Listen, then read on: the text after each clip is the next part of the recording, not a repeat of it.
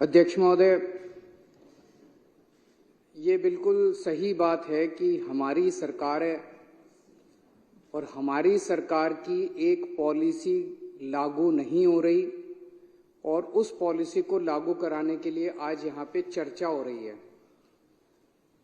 दिल्ली के अंदर लोगों के गलत बिल आ रहे हैं, उन गलत बिलों को ठीक कराने के लिए आज सत्ता पक्ष कह रहा है कि बिल ठीक होने चाहिए और विरोधी पक्ष कह रहा है कि बिल ठीक नहीं होने चाहिए।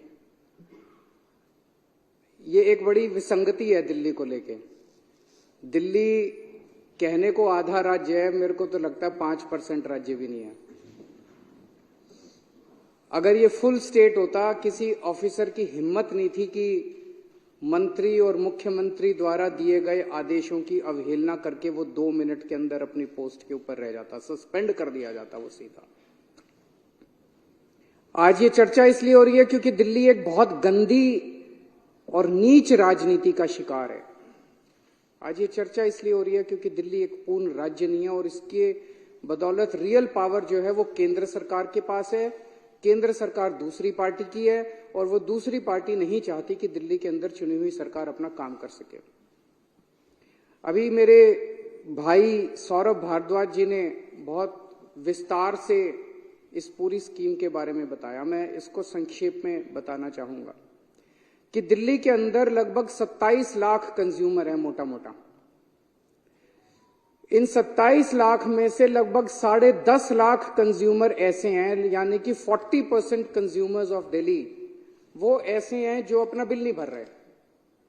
वो बिल क्यों नहीं भर रहे? क्योंकि उनको लगता है कि उनके बिल गलत आए हैं, उनके बिल बढ़ चढ़ के आए हैं और उनके बिल सही नहीं है,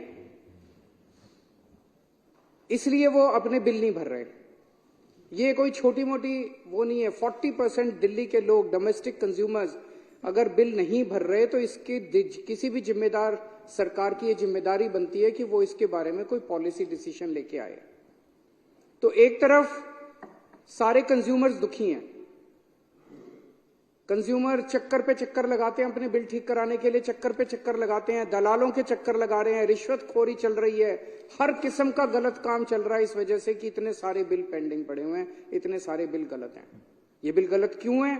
इसके बहुत सारे कारण हैं, लेकिन एक बहुत बड़ा कारण बिल गलत आने का, ये कोविड के दौरान जब बहुत महीनों तक मीटर रीडिंग लेने के लिए नहीं गए, कई महीनों तक बिल जनरेट नहीं हुए, कईयों के बिल जनरेट हुए तो एवरेज के ऊपर जनरेट कर दिए गए, किसी की फर्जी रीडिंग लिख दी गई। कोविड के दौरान इतने लार्ज स्केल के ऊपर प्रॉब्लम हुई कि आज 40% दिल्ली जो है वो गलत बिलों, इन्फ्लेटेड बिल्स का शिकार है। हमारी सरकार आम आदमी की सरकार है, जनता की सरकार है, हम जनता की भलाई देखते हैं। जैसा अभी और भी कईयों ने बताया कि रोज अगर आप एमएलए दफ्तर में बैठे तो सुबह से शाम तक बिल ठीक कराने वालों का तांता लगा हुआ है। इसे कैसे नजरअंदाज किया जा सकता है? इन लोगों ने आज तक ऐसे जनता की समस्याओं को नजरअंदाज किया और जनता की समस्याओं पे खुशी मनाई, इसलिए आज इनका ये हाल है कि कभी 3 सीट आती है इनकी, कभी 8 सीट आती है।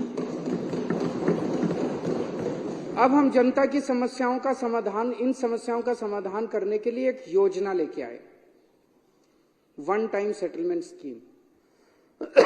इस योजना में मोटा मोटा ये है भाई, पिछले 2, 3 साल, 4 साल जब से आपने बिल नहीं दिए, उस दौरान अगर आपकी 2 या 2 से ज्यादा ओके रीडिंग मिलती है, ऐसी रीडिंग जो आप भी सहमत हो, जल बोर्ड भी सहमत है, 2 या 2 से ज्यादा ओके रीडिंग है तो उनको मान लिया जाएगा, उसकी एवरेज ले ली जाएगी और उसकी एवरेज से बाकी सारे महीनों को मल्टीप्लाई कर दिया जाएगा।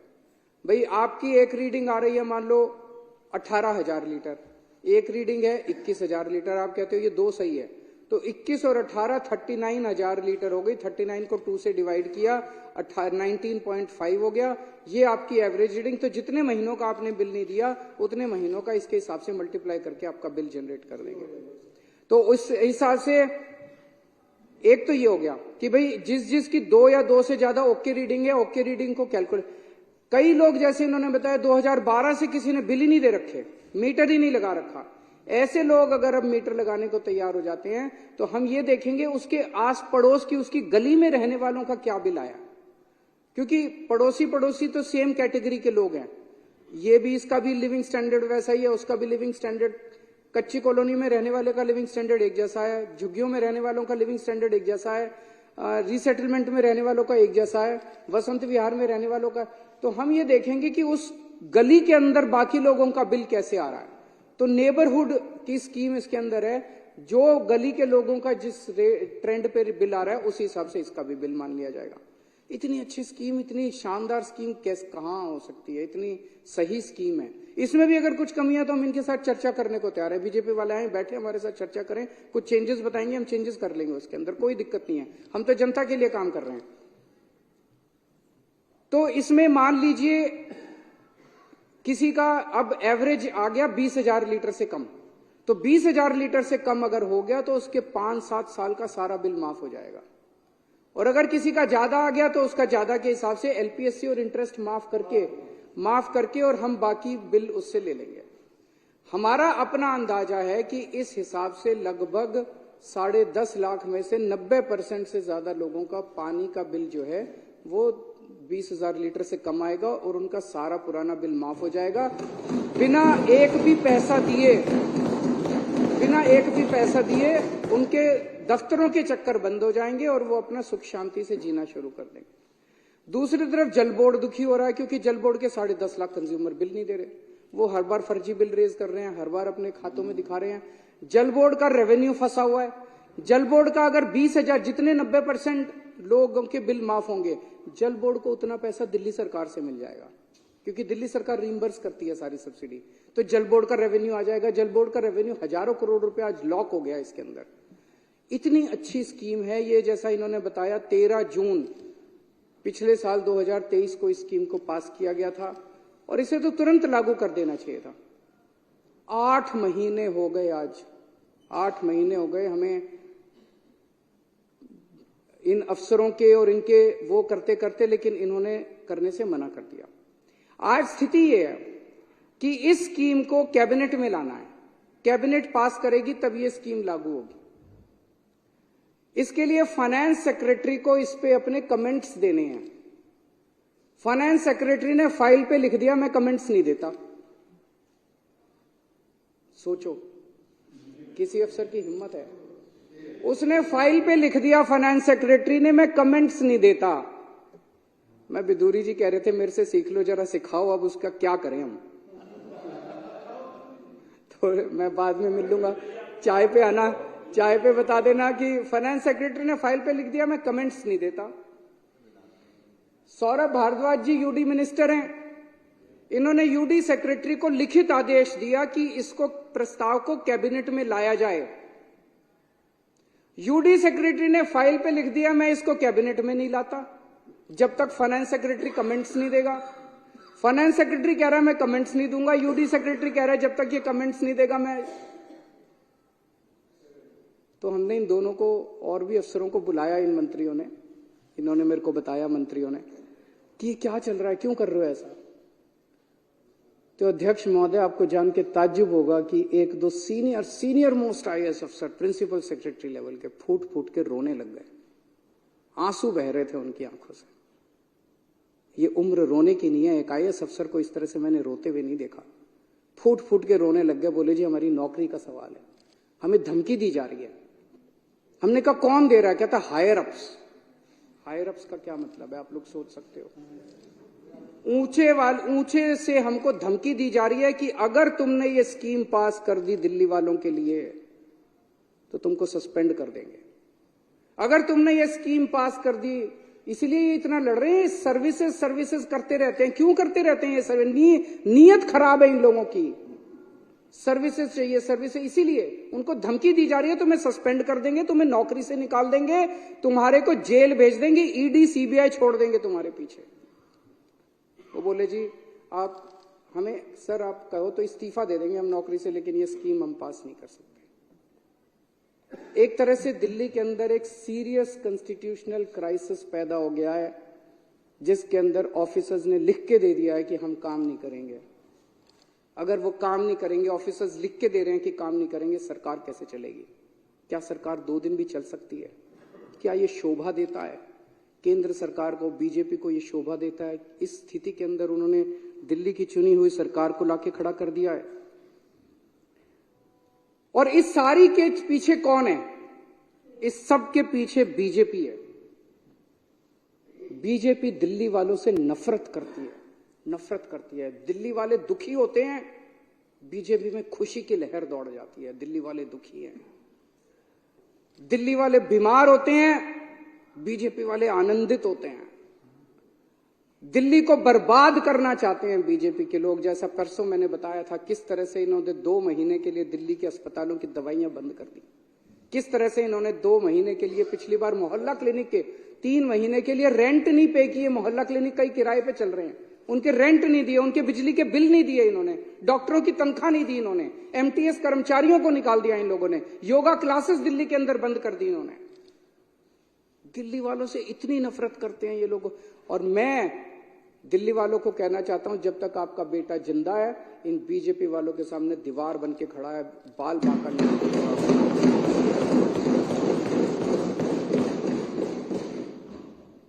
और अब ये इस स्कीम का विरोध कर रहे हैं। मुझे बेहद खुशी है, अभी इन्होंने बिदुड़ी साहब ने कहा कि हम स्कीम का विरोध नहीं कर रहे। अगर आप स्कीम का विरोध नहीं करते बिदुड़ी जी, राजनीति एक तरफ है। आपसे मेरा निवेदन है, आप ही के एलजी हैं, आप ही की पार्टी के हैं, आप एक बार सारे जाके, आप सारा क्रेडिट आपका, मैं लाल किले के ऊपर खड़ा होकर चिल्लाऊंगा जोर जोर से कि बीजेपी वालों ने कराया, वोट बीजेपी वालों को दे देना। मैं बोलूंगा कि बीजेपी वालों ने कराया, वोट के लिए कर रहे हो, और तो कोई कारण नहीं है। वोट आप ले लो सारे, हमें नहीं चाहिए वोट, हमें तो सेवा करने का मौका मिला है। यही भगवान ने कोई पुराने जन्म में पुण्य किए होंगे हम लोगों ने, जो हमें ये मौका दे दिया भगवान ने। ये सारी चीजें लेके मैं एलजी साहब के पास गया। मैंने एलजी साहब को बताया, मैंने कहा एलजी साहब ये धमकी दी जा रही है अफसरों को, उनको कहा जा रहा है कि अगर तुमने खबरदार अगर ये स्कीम पास कर दी तो तुमको बख्शेंगे नहीं। तो एलजी साहब ने कहा कि उनको इसके बारे में जानकारी नहीं है और उनका इससे कोई लेना देना नहीं है, उनको इसके बारे में पता नहीं है। तो आज मैं इस सदन के माध्यम से एलजी साहब से हाथ जोड़ के विनती करना चाहता हूं कि एलजी साहब, एक बार अगर आप फोन भी कर देंगे उठा के इन अफसरों को कि भाई ये स्कीम पास करनी है, शाम तक स्कीम पास हो जाएगी, इतना ही है बस, 3 घंटे में स्कीम पास हो जाएगी, 3 घंटे का है। मेरी एलजी साहब से निवेदन है, हाथ जोड़ के सारे सदन की तरफ से, इस पूरे सदन की तरफ से मेरा निवेदन है, एलजी साहब इस स्कीम को आप अफसरों को फोन कर दो और वो कर दें। और अगर आपके फोन के बावजूद नहीं करें तो एलजी साहब के पास पावर है इनको सस्पेंड करने की, हमारे पास तो नहीं है। तो इन अफसरों को तुरंत सस्पेंड किया जाए और उनको नौकरी से बाहर किया जाए, अगर उसके बावजूद भी ये लोग ना करें।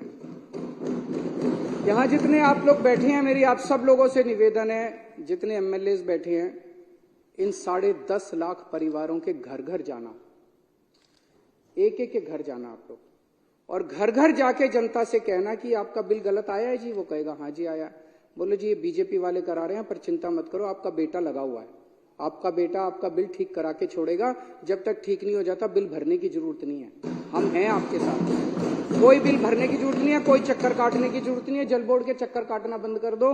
केजरीवाल है, आपका बेटा है आपके साथ, घर घर जाना और घर घर जाके इसको करा के आना। और अगर इन्होंने नहीं किया, विदुड़ी साहब, हमारे पास कोई चारा नहीं रहेगा, दिल्ली में बहुत बड़ा आंदोलन होगा इसके ऊपर। हमें आंदोलन तो करना आता है, आंदोलन से ही निकले हुए लोग हैं, फिर दिल्ली में आंदोलन होगा, करना तो पड़ेगा। सीधी उंगली से कर दो, नहीं तो उंगली टेढ़ी करनी पड़ेगी, जनता करेगी, हम नहीं करेंगे। अभी बिदुरी साहब ने कहा कि जनता को ये पसंद नहीं है कि हम कहते हैं काम नहीं करने दे रहे, काम नहीं कर रहे। हम जनता जानती है ये गंदे लोग काम नहीं करने दे रहे, लेकिन केजरीवाल उनका बेटा फिर भी सारे काम करा लेता है। आपने मोहल्ला क्लिनिक रुकने दिए हमने, आपने सीसीटीवी कैमरे रोके, एलजी के घर, उनके वेटिंग रूम के अंदर 10 दिन तक दिल्ली का मुख्यमंत्री वहां पे धरना, उसके कमरे के अंदर धरना देके आया था। सीसीटीवी कैमरे तब पास हुए थे। आपने पिछले साल दवाइयां रोकी, हमने फिर चालू कराई। आपने फरिश्ते स्कीम रोकी, हम दिल्ली सुप्रीम कोर्ट गए और सुप्रीम कोर्ट से फरिश्ते स्कीम पास करा के लाए। आपने जल बोर्ड का पैसा रोका, 6 महीने आपने जल बोर्ड का पैसा रोका, हाई कोर्ट से ऑर्डर करा के ले आए, जल बोर्ड का पैसा मिलेगा। आप काम रोकते रहो, हम काम कराते रहेंगे। जहां डीटीसी पेंशन आपने रोकी, हमने डीटीसी पेंशन भी दिलवा दी सबको। किसी को मारने वाले से उसकी जान बचाने वाला ज्यादा बड़ा होता है। तो मैं आज इस हाउस के माध्यम से दो चीजें, एक तो एलजी साहब से निवेदन करना चाहता हूं हाथ जोड़ के पूरी विनती के साथ, और दूसरा मैं बीजेपी को जिम्मेदारी देना चाहता हूं, अगर सारा हाउस इसके लिए मंजूर है, कि बीजेपी इसकी जिम्मेदारी ले कि वो एलजी साहब से कह के इस स्कीम को पास करा के लाए, क्योंकि आप भी कह रहे हो कि ये स्कीम अच्छी है, पूरे हाउस का इस पे सहमति है कि ये स्कीम अच्छी है, होनी चाहिए, 10.5 लाख परिवारों को इसका फायदा मिलेगा, तो आप इसकी जिम्मेदारी लेके इसको करा के लाइए। बहुत बहुत शुक्रिया, मैं इसका समर्थन करता हूँ।